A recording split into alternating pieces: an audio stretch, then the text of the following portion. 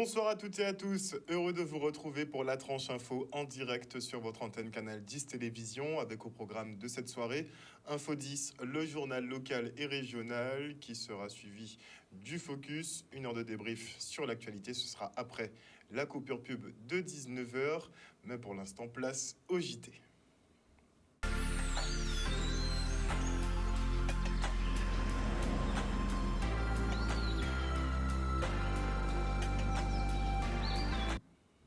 Nous sommes le jeudi 20 octobre 2022, jour où la ville de Pointe-à-Pitre dresse son bilan comptable de mi-mandat. Et l'équipe d'Harry Durimel se félicite de la baisse du déficit de la commune qui est passé de 75 millions en 2019 à 20 millions pour la fin de cette année 2022. Un résultat rendu possible grâce à une ceinture bien serrée et la vente de biens immobiliers à la SIG. On fait le point.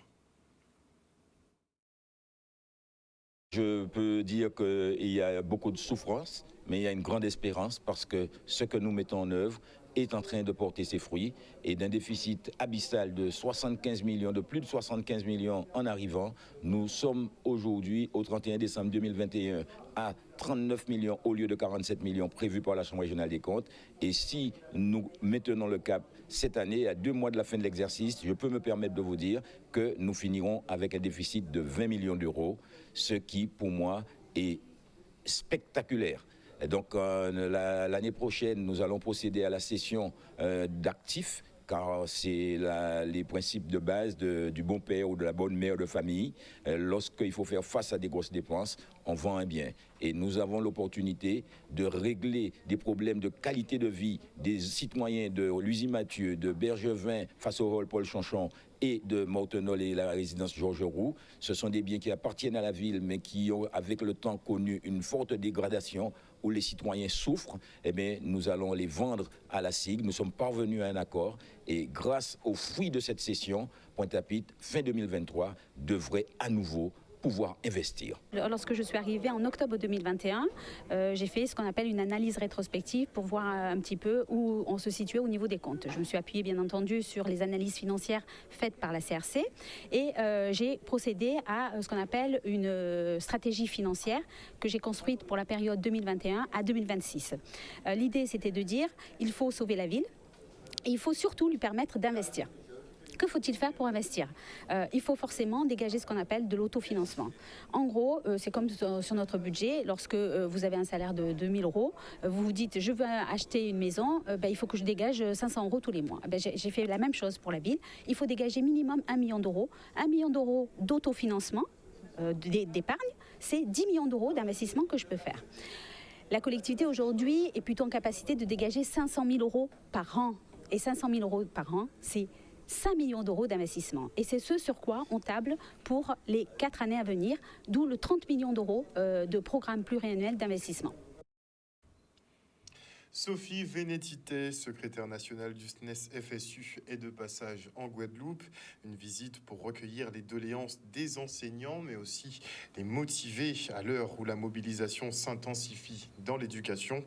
Parmi les revendications, les revalorisations salariales, des moyens supplémentaires, surtout dans les zones d'éducation prioritaire, mais aussi le retour au pays des ultramarins. Regardez. Nous avons eu la chance que Sophie Vénétité vienne en Guadeloupe malgré un agenda chargé et une actualité chargée cette semaine. C'était une semaine de mouvement de grève au niveau national. C'était une semaine où il y a eu des annonces par rapport à la réforme de la voie professionnelle. Et Sophie Vénétité est venue en Guadeloupe pour nous parler des impacts des réformes du gouvernement dans l'éducation.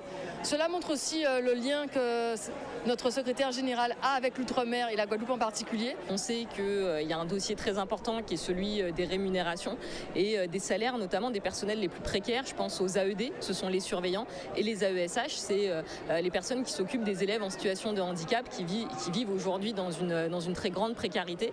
Et donc on a ce sujet à l'ordre du jour. On a aussi le sujet par exemple de l'éducation prioritaire. Il est important que les établissements qui cumulent le plus de difficultés puissent avoir les moyens nécessaires pour fonctionner. Donc on voit bien que l'enjeu pour nous, pour la Guadeloupe, c'est que ce territoire ait enfin les les moyens et les personnels pour fonctionner. On a mis en avant l'un des problèmes par rapport aux enseignants qui sont formés en Guadeloupe et qui n'arrivent pas à avoir de poste en Guadeloupe. Et en fait, l'un des problèmes, c'est pas au niveau national, mais c'est au niveau local. C'est au niveau du rectorat, où le rectorat, dans ses demandes de postes pour l'académie, systématiquement, le rectorat demande moins de postes que les besoins réels. Ce qui fait qu'un enseignant qui a été contractuel, il va passer un concours et en fait, il va être muté en France hexagonale. Et donc, c'est comme une punition. Alors que si le rectorat faisait une bonne remontée des besoins de la Guadeloupe, eh bien, sans doute ce professeur, en demandant sa mutation en Guadeloupe, il aurait un poste en Guadeloupe. Aujourd'hui, nos élèves, ils ont besoin d'adultes dans les établissements. Donc en fait, ce stage, il sert aussi à construire le discours, à montrer ce qu'est la réalité face au discours du rectorat. Il y a un peu le monde magique du rectorat et du ministère, et puis la réalité que nous, on vit au quotidien et que le SNES met en avant. Ça va faire quelques mois maintenant, et comme on n'a toujours pas eu de réponse de la part du ministère, eh ben, on va remonter au créneau, redire qu'il y a un certain nombre d'éléments à faire avancer dans l'outre-mer. Et pour ça, moi, par exemple, je vais m'appuyer sur tout ce que me disent les collègues aujourd'hui, sur les questions de moyens, de conditions de travail, pour pouvoir dire voilà comment ça se passe aujourd'hui l'éducation nationale en Guadeloupe. C'est pas acceptable que ça soit un territoire oublié comme ça. Et il faut que le ministère prenne la mesure de ce qui se passe et surtout prenne des décisions. Les beaux discours, c'est bien, les actes, c'est mieux. Le préfet de région, lui, poursuit son tour des municipalités de l'île avec la ville de Sainte-Anne.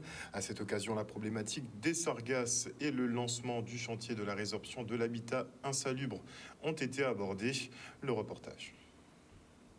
Comme je vais dans d'autres communes, je commence un tour de toutes les communes pour venir avec les élus, le maire principalement, mais tous les autres élus, faire le tour des sujets, des projets, des difficultés qu'il peut y avoir et l'accompagnement qu'on peut donner sur tous les projets des communes. Et là aujourd'hui c'est Sainte-Anne, j'étais à Anse-Bertrand la semaine dernière, Sainte-Anne aujourd'hui, je serai à Marie-Galante demain, donc voilà, donc je continue parce que c'est comme ça que je peux aussi correctement effectuer mon métier, c'est en connaissant les communes qui sont, comme vous le savez, le premier échelon de proximité. Il y a eu pas mal de problèmes. Il y a encore pas mal de problèmes sur les sargasses, notre dossier des rachis, sur notre problème dans le risque naturel par rapport aux écoles, sur le problème d'assainissement et sur le problème de Galba. Donc un certain nombre de dossiers que nous avons depuis tantôt mis en place et que le préfet précisément passe sous les sites pour vérifier comment on doit avancer sur ces dossiers-là. C'est ainsi que cet après-midi, tout à l'heure, nous aurons à discuter et à présenter nos questions, nos projets et suivi d'un échange qui nous permettra de mettre en phase par rapport à aller, je dirais, d'une façon très constructive. Donc, satisfait de cette visite avec l'équipe du conseil municipal, avec l'ensemble de mes collaboratrices, collaborateurs qui permettront d'avancer sur ces projets de Sainte-Anne. À Sainte-Anne, il y a quelques problématiques qui sont bien connues. On était sur la plage du Belley, sur l'anse du Belley tout à l'heure. Il y a le sujet des sargasses qui sont un sujet majeur. Alors on avance beaucoup dans la construction de ce qui pourrait être demain la solution du service public. Et puis après, il faut regarder techniquement les choses. Et là aujourd'hui, c'était le sujet technique. Que fait-on de l'endroit sur lequel on a entreposé ces sargasses aujourd'hui et qui est complètement saturé? Que fait-on pour éviter que les sargasses n'arrivent sur la plage à l'anse du Belley? Comment est-ce qu'on peut imaginer stocker les sargasses sur l'ancienne décharge? Voilà, ça c'est les solutions techniques. Et donc je viens de voir le terrain, puis on va en parler cet après-midi évidemment avec le maire.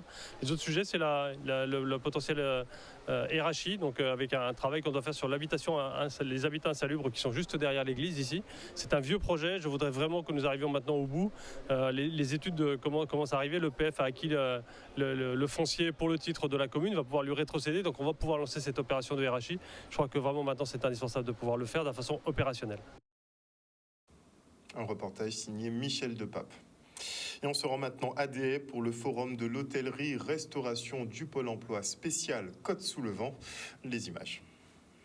Nous avons souhaité mettre en lumière les métiers de l'hôtellerie et de la restauration sur la côte sous le vent plus précisément, puisque c'est un territoire qui offre de très belles opportunités d'emploi dans ce domaine d'activité. On recherche activement des employés en cuisine, en restauration, en service, en hôtellerie, réception, employés d'étage. Donc il y a vraiment beaucoup de postes différents. Tout est à pourvoir dans ce domaine. Je dirais que si Pôle emploi nous a sollicité, c'est qu'il y a beaucoup de demandes, mais je dirais que ces postes ne sont pas assez valorisés à la demande, dans le sens où plus ou moins les gens pensent que c'est un poste, je dirais, de garage. Malheureusement, c'est un poste vraiment à pourvoir et qui est fondé sur le territoire. C'est un secteur qui a été impacté par la crise sanitaire. Donc pendant cette période, nous avons perdu des soldats dans la bataille, si on peut dire.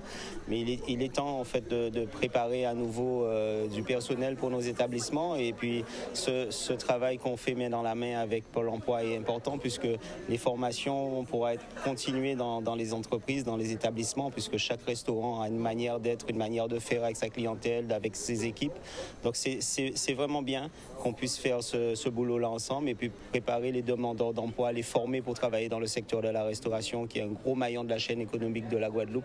C'est quelque chose qui a beaucoup de sens. Aujourd'hui, certains secteurs d'activité ont d'énormes besoins et nos demandeurs d'emploi ne connaissent pas toujours les secteurs d'activité qui sont pourvoyeurs d'offres d'emploi.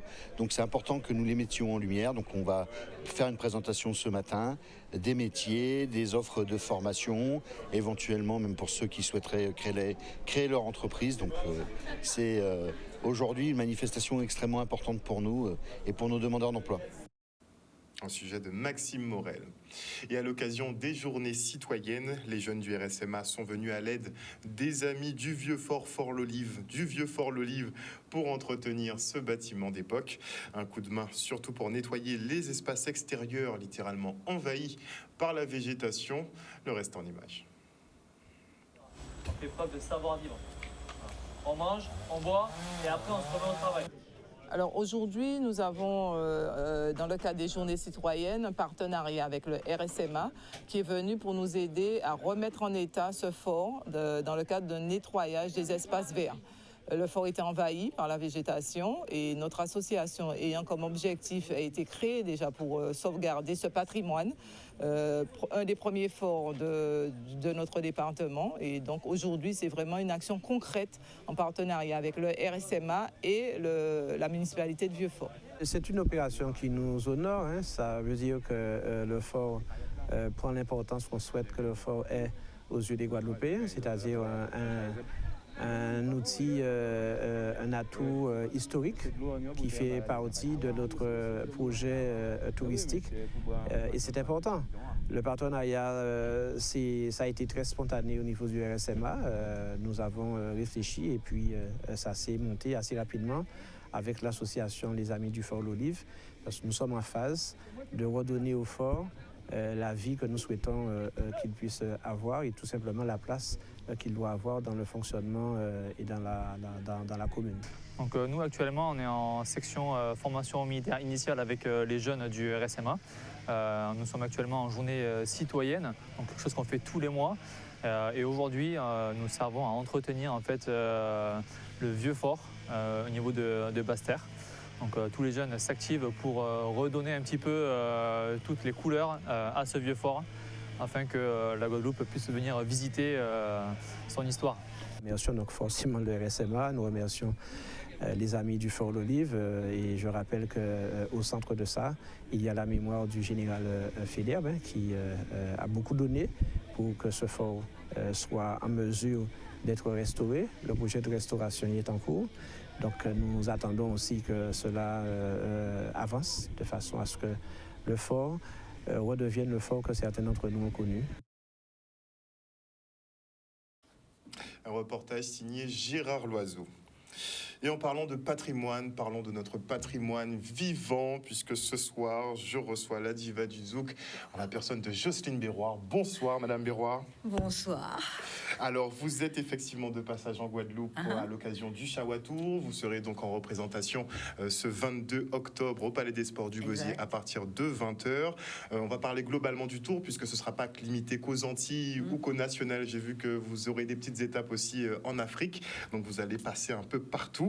Mais avant d'en venir effectivement donc à ce concert, qui techniquement est déjà une réussite a priori, j'aimerais qu'on parle de Kassav quand même et vous poser la question très directement, à savoir est-ce que depuis effectivement le départ de Jacob Desvarieux, est-ce que Kassav, est-ce que l'aventure est terminée?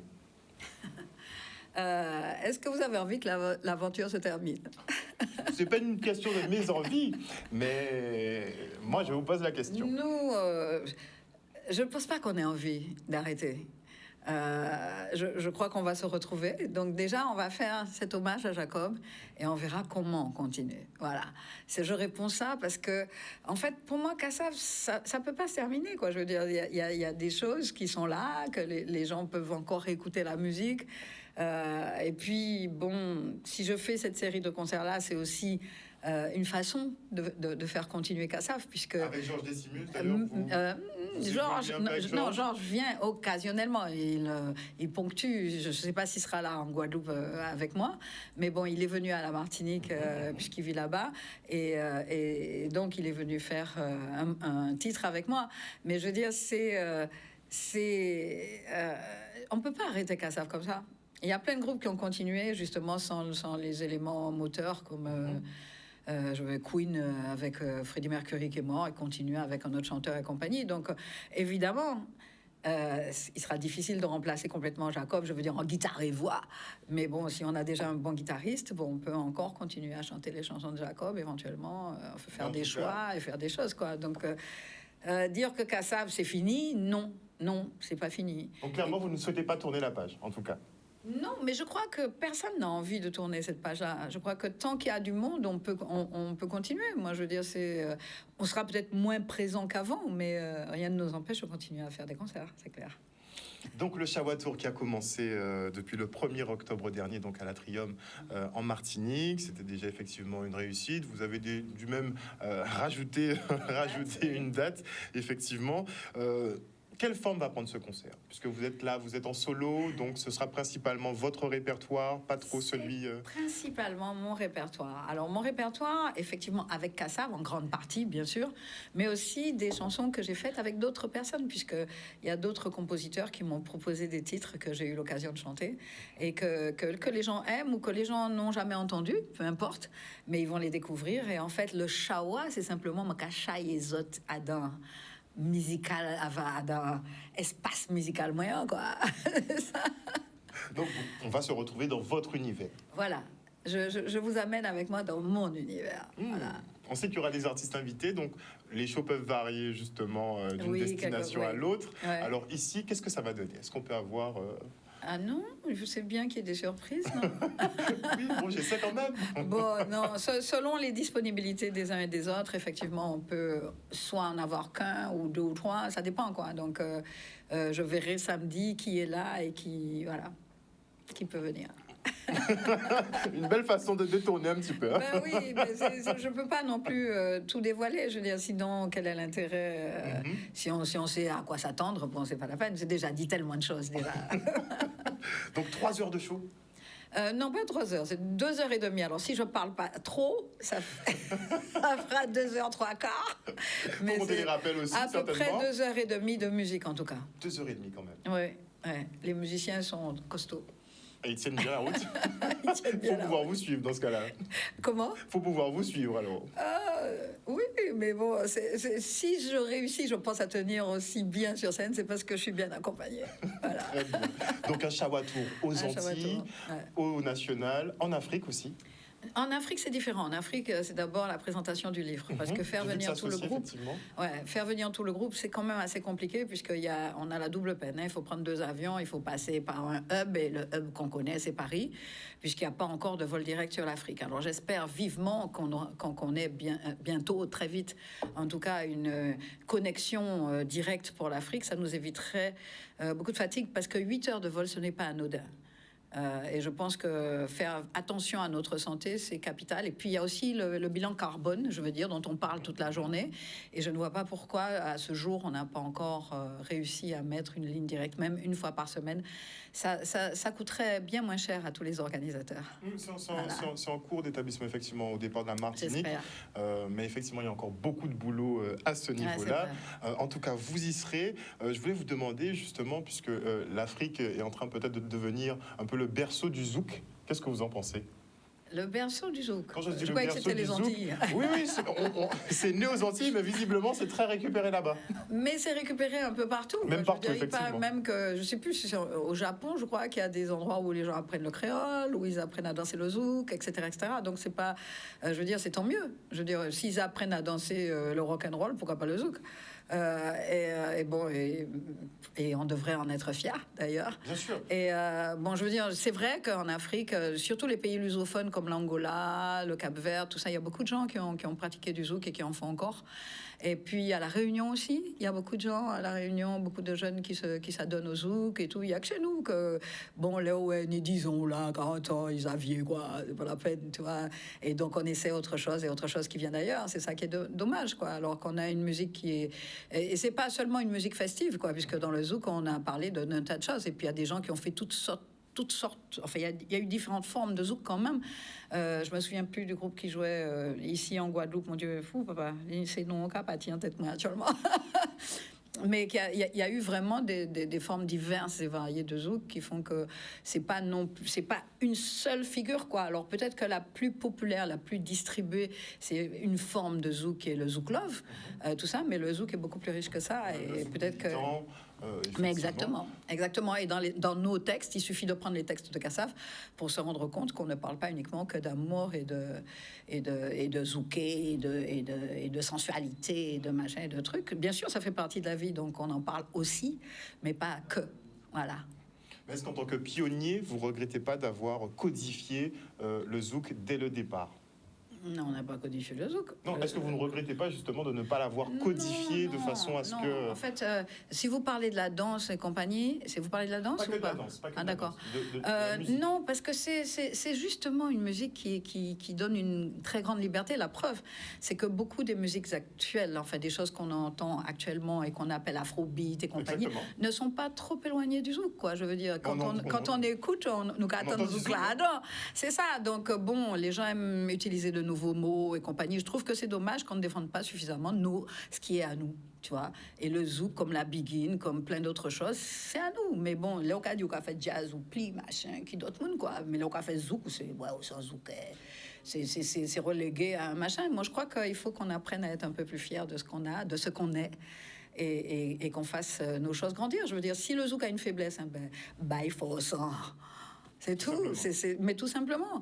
Pour moi, c'est si on constate que justement il y a une faiblesse, mais étant donné que c'est la musique qui est allée le plus loin, je veux dire, de nos musiques, quoi, de toutes les musiques, pourquoi ne pas justement pallier justement à sa faiblesse en y apportant autre chose, quoi. Je veux dire, pourquoi toujours dénigrer ce qu'on a? Moi, c'est mon regret. Maintenant, chacun est libre de faire la musique qu'il a envie de faire et chacun est libre de chanter dans la langue qu'il a envie de chanter, moins en zoukaise et en chanter en créole. C'est révélateur justement de notre crise identitaire. Vous parliez de notre crise identitaire. Je crois que c'est aussi dû à notre petitesse. Et puis, bon, on n'a pas on n'a pas non plus énormément de producteurs chez nous. Donc, il n'y a pas tellement de gens qui défendent, qui vous aident à vous produire. Donc, souvent, les gens sont obligés de partir. Quand vous partez, qu'on vous dit, ouais, pourquoi tu chantes dans ta langue de machin, tu vois. Donc, on impose quelquefois à certains de chanter en français parce que la France, ils sont 64 millions et ils vont entendre, ils vont peut-être adhérer plus, mais il y a le monde qui apprend créole et puis c'est chanter Kassav. Donc, justement, on devrait justement continuer à vouloir, en tout cas, à vouloir défendre cette langue-là, vouloir pas l'imposer, mais en tout cas la proposer au reste du monde, puisqu'il y a plein d'endroits où ils étudient justement cette langue-là. Donc, et question musique, justement, les formules de zouk et compagnie, si on prend le temps de décortiquer la musique de Kassav, il y a beaucoup de jeunes qui viennent avec leurs parents, forcés par leurs parents, qui viennent au concert de Kassav et qui disent « Waouh, mais je savais pas que c'était ça ». Et je veux dire, c'est ce qu'on a, nous, il faut qu'on apprenne réellement toujours à redécouvrir ce que nous avons comme héritage. Et nous, moi, j'ai fait ça avec la biguine, la mazurka, parce que c'est ce qu'il y avait avant les perfecta, avant les malavois, avant les trucs. Mais malavoie, c'est inspiré justement de tout l'héritage biguine, mazurka, valse et compagnie pour faire son répertoire. Moi, je suis une fanatique de malavoie. Je m'arrête pas à un type de musique. Je fais du zouk, certes, mais bon, j'ai fait plein d'autres musiques aussi. Dans mon concert, il y aura pas tout ce que j'ai fait, mais il y aura une grande partie, si tu veux, des musiques, moi, que j'ai eu la chance de chanter et qui me touchent. Mais je veux dire, chez nous, on aime bien rester dans un espèce de carcan, comme si on était, je veux dire, comme si on nous imposait des choses à aimer, des choses à valider. C'est ça qui est bon, c'est ça qui est à la mode. C'est ça qu'on va passer sur, comment on appelle ce site-là, où les gens vont écouter la musique là. YouTube, oui, tous ces machins-là, les plateformes de streaming et compagnie. Moi, le streaming, je veux dire, je défends à quiconque de me donner une liste de chansons à écouter, sauf si je demande. Quand j'arrive dans un pays que je veux entendre la musique du pays, je vais chez un disquaire et je dis, donnez-moi les 3 meilleurs disques du pays qui représentent le pays. Et on me donne les 3 disques de machin, et chez moi, tranquillement, j'écoute. Je dis, il faut s'ouvrir. Ce monde est vaste, ce monde est riche, ce monde a un tas de choses à nous donner. Et nous-mêmes, Adam, c'est pas parce que nous petits que nous pas aussi forts qu'il en reste. Et on a pu le prouver, pas seulement avec le zouk, avec plein d'autres choses, dans plein de domaines, on peut. On nous travaille, bagaille-là, on nous fait bien, et puis on nous fait, et puis la foi, nous, c'est ça qu'on doit dire aux gens, ça nous n'y bazote. Voilà. Transmettre, toujours travailler pour la transmission. Bon, on a un petit souci là-dessus, mais bon, vous avez de l'espoir quand même, parce qu'il faut que le zouk... Oui, parce qu'en fait, on ne peut pas continuer. Quand on dit justement, je ne sais plus, dans une émission, on parlait justement des problèmes de générationnels et compagnie, mais je veux dire, les personnes qui étaient là avant nous, c'est elles qui peuvent nous apprendre des choses, parce qu'elles ont de l'expérience. Il faut pas il faut prendre le temps de causer avec ses parents. C'est pas quand ils sont partis qu'on doit regretter de ne leur avoir pas posé certaines questions. Je dis, c'est l'échange, justement. Nos parents, à tous, nous ont dit « En joue nous merci ». Et c'est vrai. Et on se rend compte plus vieux qu'on dit merci à nos parents pour l'éducation, pour le machin. C'est hyper important. Il ne faut pas couper les ponts, justement. Il ne faut pas que les générations ne communiquent pas entre elles. Tu vois, voilà. Alors certains voudraient effectivement que Kassav soit éternel. Donc après vous, est-ce qu'il y aura un Kassav nouvelle génération? Est-ce que vous léguerez effectivement cet héritage et vous assurez que c'est affaires. J'ai toujours dit que si les gens qui veulent causer avec moi, souvent ils ont eu l'occasion de le faire. Voilà, si on veut parler de comment écrire des textes, etc., parce que chacun a sa fonction. Moi, je veux dire, c'est pas moi qui vais apprendre aux gens à faire des harmonies sur machin. Il y a d'autres personnes dans Kassav qui sont capables de faire ça. Mais je veux dire, sur certains points, je peux effectivement échanger, partager. Je suis souvent invitée dans des écoles. Et je parle à beaucoup de jeunes, tout ça, pour essayer de les motiver, leur donner envie de croire que s'ils se battent pour quelque chose, ils vont finir par l'obtenir. Voilà. Merci beaucoup, Jocelyne Verroir, d'être venue sur ce plateau. On rappelle que vous serez à 20h au Palais des Sports du Gosier ce 22 octobre pour votre concert, effectivement, du Chawatour. Et donc, 2h30 de show avec plusieurs artistes invités. Bon, désolé, chers téléspectateurs, je n'ai pas pu lui tirer les verres du nez. Mais en tout cas, je vous invite donc à assister à cette représentation. Merci encore. Merci à vous. Et maintenant, on fait un petit focus sur le peintre Philibert Hirius qui nous présente sa nouvelle exposition à la Galerie Art à Petit-Bourg, des œuvres autour de la Terre, personnifiées en femmes, une façon pour le peintre d'éveiller les consciences sur la nécessité de la protéger.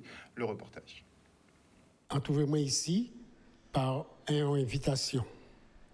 Et il a organisé l'exposition là, ça. Et c'est pour ça qu'on trouvé-moi ici, là, quand il est là, nous allons parler de ça. Jeudi jour, comme le mois d'octobre sont un mois bien particulier, alors on dit, bon, on peut représenter la Terre, personnifiée par madame, puisqu'elles sont madame qui cabent nous l'aide, tout ça nous besoin, et à tous les jours. Alors on dit, eh bien, ces thèmes-là, ça, on peut porter tout seul. Et c'est un thème de conscience. La Terre, trop bien avec nous pour nous faire ça, nous faire là. En personnifié pour attirer l'attention à nos propres précautions. Et c'est pour ça qu'on a trouvé moi ici avec l'exposition là. Sans fleurs, nous ne pouvons pas vivre. Et sans fleurs, nous ne pouvons pas être en production. Alors on dit, eh bien bon, que personnifié par des orchidées. Et comme nous savons, les orchidées sont un butin qui est vraiment royal et qui a attiré l'attention à toute, quelle que soit abeille ou sinon l'homme.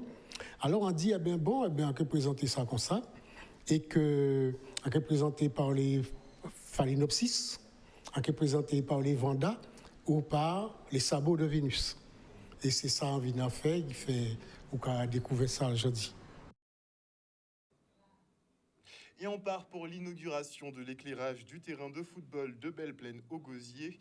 L'occasion aussi pour la ville de dévoiler une plaque en hommage à Henri Philomène Isaac, ancien footballeur de la commune. Regardez. 2, 3, on tire. La plaque, mesdames et messieurs, a été dévoilée donc Henri Philomène Isaac, 1956-2005.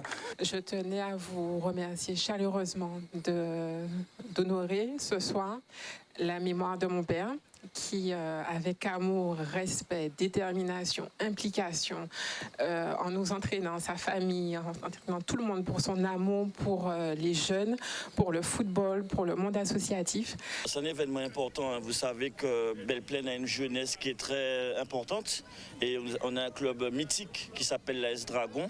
Ce terrain, lorsque nous sommes arrivés, n'avait pas d'éclairage public. Pendant près de 30 ans, l'AS Dragon était en demande et politiquement, il n'a jamais eu de réponse favorable. Dès notre arrivée, nous avons amené cet équipement sportif qui permet de s'entraîner le soir. Je rappelle que quand même, il y a un club senior qui vise l'élite. Et donc, comme l'AS Gosier, on a voulu vraiment aider les 4 clubs. Donc, bien sûr, on va poursuivre avec la JSF et Madiana. Mais c'est vrai qu'aujourd'hui, on est très fiers parce qu'au-delà de l'éclairage public, c'est un éclairage public moderne. Et c'est pour ça que vous allez voir que Zeria va parler, c'est qu'aujourd'hui, avec mon téléphone portable, depuis chez moi, je peux éteindre, allumer, faire ce que je veux de la lumière. Donc en même temps, il y a un gain d'énergie, un gain de productivité, mais surtout une économie pour la collectivité. Alors là, nous sommes sur un éclairage purement LED, donc avec 8 projecteurs qui font environ 1500 watts chacun. Donc on a 12 400 watts total, avec une possibilité importante de grader, en fait, c'est-à-dire d'abaisser si possible les puissances des projecteurs de chacun d'entre eux. Donc c'est une prouesse en fait technologique puisque chacun d'entre eux sont pilotables à distance, soit de par une console dans le TGBT, donc le tableau général électrique, ou depuis un smartphone, une application dédiée, de façon à pouvoir régler le réglage de la lumière comme on souhaite sur le terrain de sport. Donc on est en train vraiment d'allier efficacité énergétique et en même temps confort pour les joueurs de foot qui pourront évoluer sur un terrain où on pourra faire ce qu'on veut entre guillemets, quoi. Donc là on l'a programmé avec des demi-terrains avec une possibilité de pouvoir à chaque fois mettre un demi-terrain par exemple allumé avec 50, 80 ou 100% de façon à jouer vraiment sur l'air de l'espace de jeu qui est concerné sans toutefois suréclairer l'ensemble du terrain. Alors c'est bien pour le club parce que bon, on a été en souffrance durant quelques années, il n'y avait pas d'éclairage, mais un éclairage flambant neuf, c'est bien pour l'AS Dragon qui pourra s'entraîner normalement ici à Belle-Plaine.